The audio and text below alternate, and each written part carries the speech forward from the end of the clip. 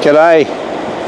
We're sitting down at the beach at Curlin Beach with the high rise behind us, and today we're looking at the Book of Obadiah. Obadiah prophesied in 845 BC, before the people of Israel were taken into exile. He was a seer, and he spoke about what he saw. It's divided into two parts. It's not many verses here. Part 1 is from verses 1 to 14, where he is speaking to the people of Edom. Now the Edomites were descendants of Esau, who settled and lived in the mountains of Seir in Edom, which is now in the country of Jordan, where the city of Petra is. And they'd become very proud and arrogant.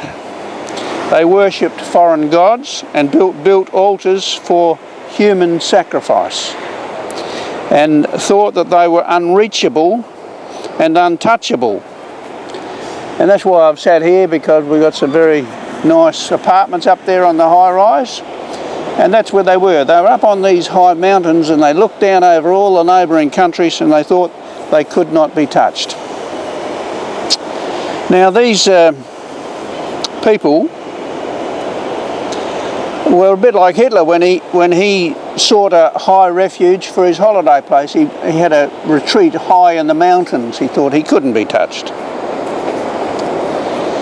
Whenever the descendants of Jacob, that's Esau's twin brother, were being attacked in Israel, the Edomites cheered from the sidelines and got involved to bring them down. The jealousy from the days of Jacob and Esau continued on through the generations, and so the Edomites carried on this jealousy when they watched the people of Israel come under attack. So we'll read straight from the Book of Obadiah, from verse 1. The vision of Obadiah. This is what the Sovereign Lord says about Edom. We have heard a message from the Lord. An envoy was sent to the nations to say, "Rise, let us go against her for battle.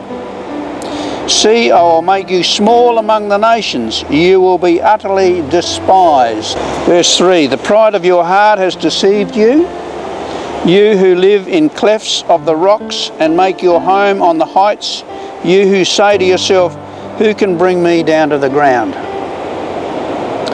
Though you soar like the eagle and make your nest among the stars, from there I will bring you down, declares the Lord. If thieves came to you, if robbers in the night, oh, what a disaster awaits you. Would they not steal only as much as they wanted? If grape pickers came to you, would they not leave a few grapes? But how Esau will be ransacked, his hidden treasures pillaged. All your allies will force you to the border. Your friends will deceive and overpower you. Those who eat your bread will set a trap for you, but you will not detect it. In that day, declares the Lord, will I not destroy the wise men of Edom, those who of understanding in the mountains of Esau? Your warriors, Teman, will be terrified, and everyone in Esau's mountains will be cut down to the slaughter. Verse 10, because of the violence against your brother, Jacob, you will be covered with shame, you will be destroyed forever.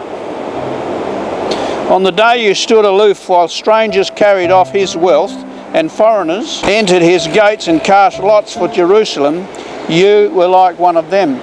You should not gloat over your brother in the day of his misfortune, nor rejoice over the people of Judah in the day of their destruction, nor boast so much in the day of their trouble. You should not march through the gates of my people in the day of their disaster, nor gloat over them in their calamity in the day of their disaster, nor seize their wealth in the day of their disaster. You should not wait at the crossroads to cut down their fugitives, nor hand over their survivors in the day of trouble. Then in the second half of the book, Obadiah sees the Lord shift from one nation to all nations. He proclaims that God will judge all nations on how they treat his people Israel. From verse 15, The day of the Lord is near for all nations. As you have done, it will be done to you. Your deeds will return upon your own head. Just as you drank on my holy hill, so all the nations will drink continually. They will drink and be as if they'd never been. But on Mount Zion will be deliverance. It will be holy, and Jacob will possess his inheritance. Jacob will be a fire, and Joseph a flame. Esau will be stubble, and they will set him on fire and destroy him. There will be no survivors from Esau. The Lord has spoken. From verse 19, people from Negev will occupy the mountains of Esau, and the people from the foothills will possess the land of the Philistines. They will occupy the fields of Ephraim and Samaria, and Benjamin will possess Gilead. This company of Israelites, exiles who are in Canaan, will possess the land as far as Zarephath. The exiles from Jerusalem who are Seraphat will possess the towns of the Negev. Deliverers will go up on Mount Zion to govern the mountains of Esau, and the kingdom will be the Lord's. You know, Jesus also took up this cause when he said, "Inasmuch as you do this unto the least of these my brethren, you do it unto me." Basically he's saying, you mess with my people and you will be cursed. Bless them and you will be blessed. As repeating verse 15, the day of the Lord is near for all nations. As you have done, it will be done to you. Your deeds will return upon your head. So there we are, a brief look at the Book of Obadiah from the waterfront at Curlin Beach. And if you're interested in the next book, then click on the button on the screen and we'll be looking at the Book of Jonah. And we'll see what happens there. You have a great day. See you later.